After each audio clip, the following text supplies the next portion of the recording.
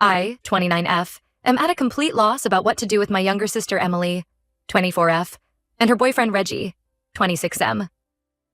The situation has become increasingly tense and uncomfortable, and I feel like I'm watching a train wreck in slow motion. To give you some context, Emily and I grew up in a small town called Millbrook, population barely 5,000.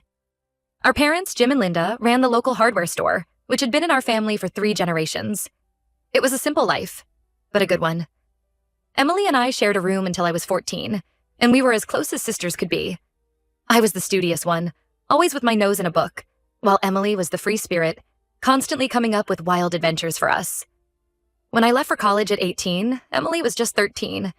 It was hard leaving her behind, but we made a pact to call each other every Sunday night, no matter what. And we kept that promise. I'd tell her about my classes, the new friends I was making, and she'd keep me updated on all the Millbrook gossip. It was during one of these calls in my junior year that Emily first told me about Dad's health issues. Apparently, Dad had been having chest pains for months but hadn't told anyone.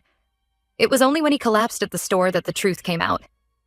He had a minor heart attack, and suddenly our strong, invincible father seemed vulnerable. I wanted to drop out and come home, but both Dad and Mom insisted I finish my degree. So I compromised. I finished my degree in record time, taking extra classes each semester, and moved back home right after graduation. Emily was 18 by then, just starting her freshman year at the local community college. She was thrilled to have me back, and for a while it felt like old times. But things were different now. I was helping run the store while Dad recovered, and Emily was navigating college life. That's when Reggie entered the picture. Emily met Reggie at a college party. She called me the next day, gushing about this amazing guy she'd met. He was a junior, studying business, and according to Emily, he was totally different from the Millbrook boys. I was happy for her, remembering my own college romance, which had fizzled out by graduation. The first time I met Reggie was at our family's annual 4th of July barbecue. He seemed nice enough, bringing a homemade apple pie and complimenting Mom's famous potato salad. But something about him made me uneasy. I couldn't put my finger on it, but there was a look in his eyes when he thought no one was watching. A sort of calculation that didn't fit with his charming persona. Over the next few months, I started noticing little things. Reggie would make comments about Emily's clothes, suggesting she change into something more flattering before they went out. He'd check her phone when she went to the bathroom, quickly putting it down when she returned. Once I overheard him telling Emily that her dream of becoming a teacher was cute, but not very practical. I tried talking to Emily about it, but she'd brush it off. "You're just being overprotective," she'd say. Or, "Reggie just wants what's best for me." Our parents noticed too, but they were hesitant to say anything. Mom would give me worried looks when Reggie and Emily were around, but she'd shake her head when I tried to discuss it with her. Things came to a head last year at Emily's 23rd birthday party. We had planned a surprise party at our parents' house, inviting all her old high school friends. Reggie knew about the party, but told Emily he had a special evening planned for just the two of them. When Emily found out about the party, she was torn. She ended up coming for an hour, then leaving with Reggie, who spent the entire time sulking in the corner. After that, Emily started pulling away from us. She'd miss our Sunday calls, cancel plans at the last minute, always with some excuse about Reggie needing her for something. Her old friends stopped coming around, saying Emily never had time for them anymore. I was at my wit's end, watching my vibrant, independent sister turn into someone I barely recognized. But I didn't know how to help her see what was happening. The real breaking point came last week. Emily and Reggie were staying at our parents' house for the weekend, ostensibly to help with some renovations Dad wanted to do. I was there too, mostly to keep an eye on Dad and make sure he didn't overexert himself. On Saturday night, we all had dinner together. Mom had made Emily's favorite, lasagna, and for a while, everything seemed normal. We were laughing, sharing stories, almost like old times. Then Reggie started making comments about Emily's weight. "Better watch out, babe," he said, eyeing Emily's second helping of lasagna. "You know how easily you put on pounds." Emily laughed it off, but I could see the hurt in her eyes. Mom tried to change the subject, asking Reggie about his job search.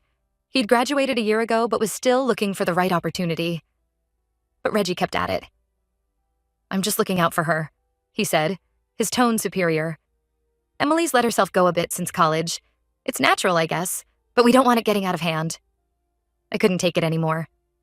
"Knock it off, Reggie," I said, my voice sharper than I intended.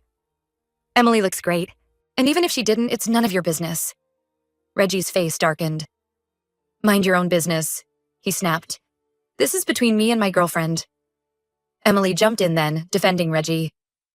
"He's just concerned about my health. she said, but her voice was small, uncertain. "You're ruining the evening, sis." It turned into a huge argument. Dad tried to mediate, but his face was getting red with stress, which only made me more angry at Reggie for causing this scene. Mom was near tears, looking between Emily and me like she didn't know what to do. In the end, Emily and Reggie left early. As they were walking out, I saw Reggie grab Emily's arm, whispering something in her ear that made her flinch. But when I called out, asking if she was okay, Emily just gave me a weak smile and said everything was fine. She hasn't spoken to me since, except to send a text saying I owed Reggie an apology for embarrassing him. Our parents are torn, not wanting to take sides, but also clearly concerned about Emily. I'm worried sick about my sister. I see so many red flags in her relationship with Reggie, but I don't know how to help her see them too. Am I overreacting? Should I apologize to keep the peace or stand my ground? I love my sister more than anything and want to protect her, but I feel like I'm losing her to this guy who doesn't treat her right. I keep thinking back to when we were kids, how Emily would always stand up for me when the other kids teased me for being a bookworm. She was fearless then, ready to take on the world. Now, it's like that fire inside her has been extinguished, and I don't know how to relight it. Any advice would be appreciated. I'm scared for Emily and don't know what to do next. How do I help my sister when she doesn't seem to want help? First update. It's been about a month since my last post, and to say a lot has happened would be an understatement. Thank you to everyone who offered advice and support. Your words gave me the strength to keep fighting for my sister. After the dinner incident, Emily continued to ignore my calls and messages. Our parents were trying to stay neutral, but I could tell they were worried too. Mom would call me every day, asking if I'd heard from Emily, her voice tight with concern. Dad tried to act like everything was normal, but I noticed he was spending more time than usual in his workshop, tinkering with old radios, something he only did when he was really stressed. Then, about 2 weeks after the dinner, Dad's health took a turn for the worse. He woke up in the middle of the night, struggling to breathe. Mom called an ambulance and he was rushed to the hospital. The doctor said he had developed a dangerous arrhythmia, likely triggered by stress. When I called Emily to let her know, she finally picked up. Her voice was small and scared, reminding me of when we were kids and she'd crawl into my bed during thunderstorms. She said she'd come to the hospital right away. Emily arrived about an hour later, but Reggie was with her. He acted all concerned about Dad, asking the nurses detailed questions about Dad's condition. But when the doctor was explaining Dad's treatment plan, I caught Reggie rolling his eyes and checking his watch.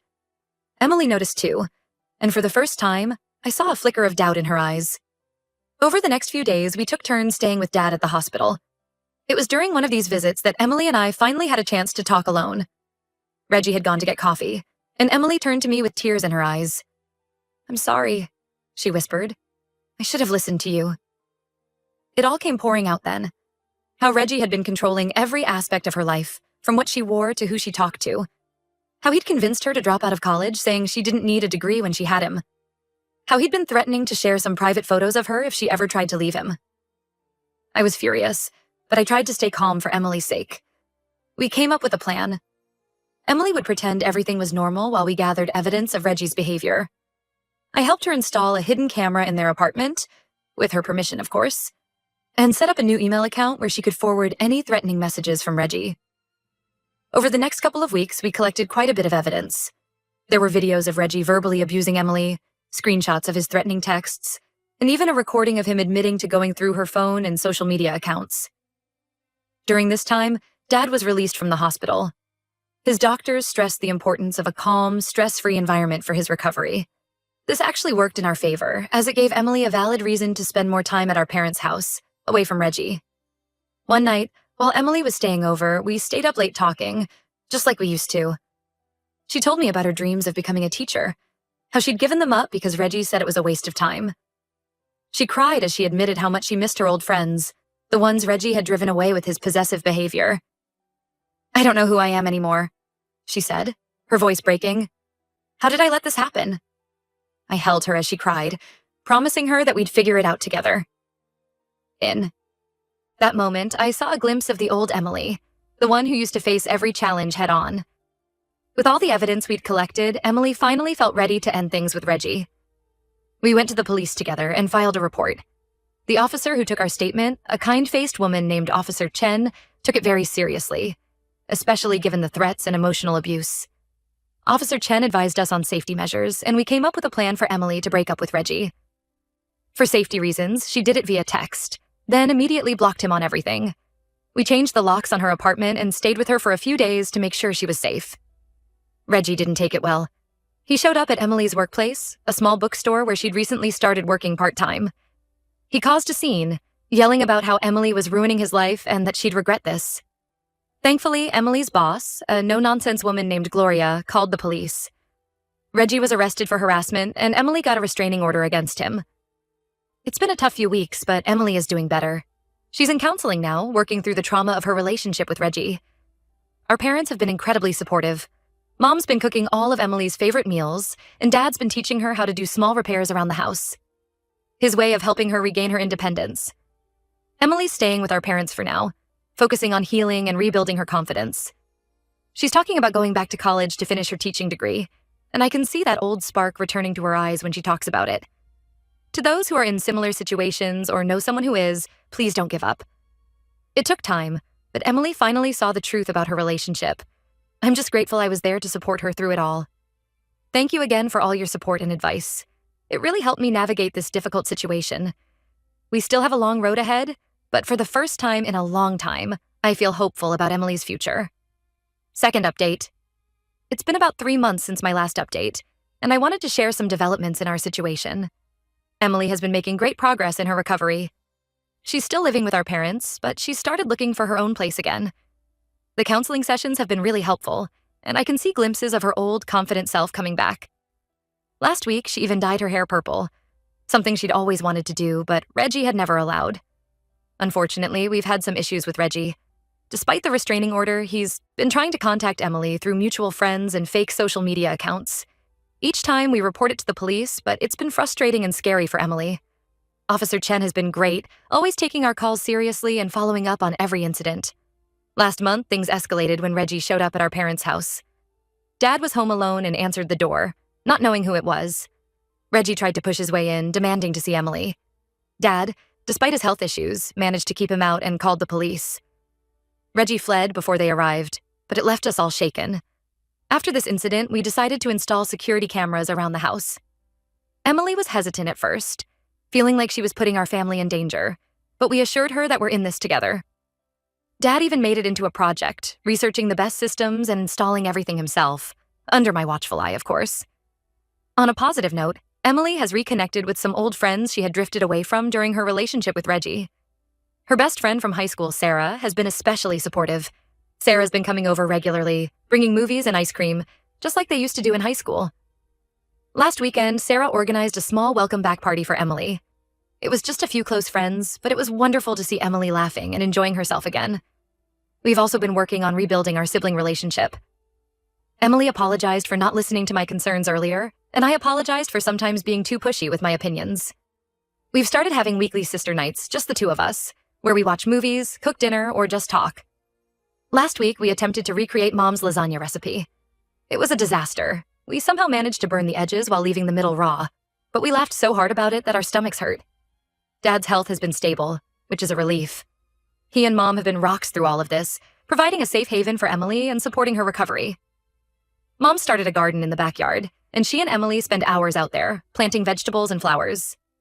I think the simple act of nurturing something and watching it grow has been therapeutic for Emily. The legal case against Reggie is progressing. The prosecutor thinks they have a strong case, given the evidence we collected, and Reggie's violation of the restraining order. Emily is nervous about potentially having to testify, but she's determined to see this through. She's been working with a victim advocate from the local domestic violence shelter, preparing for what to expect in court. There have been moments of fear and doubt. Emily still has nightmares sometimes, and certain things can trigger memories of her time with Reggie. But she's handling these moments better now, using techniques she's learned in counseling. She's also started keeping a journal, which seems to help her process her emotions. Emily is focusing on rediscovering herself and her interests outside of the relationship. She started volunteering at the local animal shelter, something she's always wanted to do, but Reggie had discouraged. She comes home from her shifts covered in dog hair, but with the biggest smile on her face. She's even talking about going back to school to finish her teaching degree. Thank you all for your continued support and kind words. It means more than you know. We're taking it one day at a time, celebrating the small victories and supporting each other through the tough moments. Third update. It's been about 6 months since my last update, and I wanted to share the latest developments in our situation. The biggest news is that the court case against Reggie has concluded. Emily did end up having to testify, which was incredibly difficult for her, but she was brave and composed throughout the process. I sat in the courtroom and my heart swelled with pride as I watched my little sister stand up to her abuser. In the end, Reggie was found guilty of harassment and violation of the restraining order. He's been sentenced to probation and mandatory counseling, and the restraining order has been extended. Emily has moved into her own apartment, which was a big step for her. She was nervous at first, but we made sure to set up a good security system, and she's gradually becoming more comfortable living on her own again. We spent a weekend painting the place together. Emily chose a bright yellow for the living room, saying she wanted her home to feel sunny and warm. There was a bit of drama when we were helping Emily move. Reggie's sister showed up, trying to guilt Emily into giving Reggie another chance. She claimed Reggie was a changed man, and that Emily was ruining his life. Emily stood her ground, telling her firmly that she wanted nothing to do with Reggie. I was so proud of her in that moment. Reggie's sister left in a huff, but not before warning Emily that she'd regret this. We reported the incident to Officer Chen, just to be safe. On a happier note, Emily has started a new job at a local nonprofit organization that works with at-risk youth. It's a cause she's passionate about, and it's been great to see her enthusiasm for work again. She comes home with stories about the kids she's helping, her eyes lighting up as she talks about their progress. She's also made some new friends through work, which has helped expand her support network. Our family dynamics have continued to improve. Emily and I are closer than ever, and she's been spending more quality time with our parents too. Dad's health has been stable, and he's even started joining us for short walks in the park. Last week, we all went to the local fair together, something we hadn't done as a family since Emily and I were teenagers. We rode the Ferris wheel, ate too much cotton candy, and laughed at Dad's attempts to win Mom a stuffed animal at the ring toss. Emily has been sticking with her counseling, and it's really showing. She's more confident, more assertive, and she's learning to trust her own judgment again. She's even started dating again, very casually. She met a guy named Alex at a book club, and they've been on a few coffee dates. Emily's taking it slow, but it's nice to see her opening herself up to the possibility of a healthy relationship. There have been some challenging moments. Emily still has nightmares sometimes, and certain things can trigger memories of her time with Reggie. A few weeks ago, we were at the grocery store and ran into one of Reggie's friends. Emily froze up, but then took a deep breath and calmly walked past him. Later, she told me she used a grounding technique her counselor taught her. It was a small moment, but it showed how far she's come. We've had some issues with rumors spreading around our small town. Some people, mostly Reggie's friends and family, have been painting Emily as the villain, saying she exaggerated everything for attention. It's been hard for Emily to deal with, but she's handling it with grace. She's focused on living her life and not letting their gossip affect her. Overall, we're in a much better place than we were a year ago. Emily is rediscovering her independence and self-worth, and it's beautiful to see. There's still a long road ahead, but we're facing it together as a family. Emily talks about the future now, her plans, her dreams. She's even considering going back to school to get her teaching degree. Last night, Emily and I were sitting on the porch of our parents' house watching the sunset. Out of nowhere, she turned to me and said, "Thank you for not giving up on me." I hugged her tight, feeling grateful for how far we've come. Thank you all for your support throughout this journey. Your advice and kind words have been a source of strength for us. We're taking it one day at a time, but we're moving forward, and that's what matters.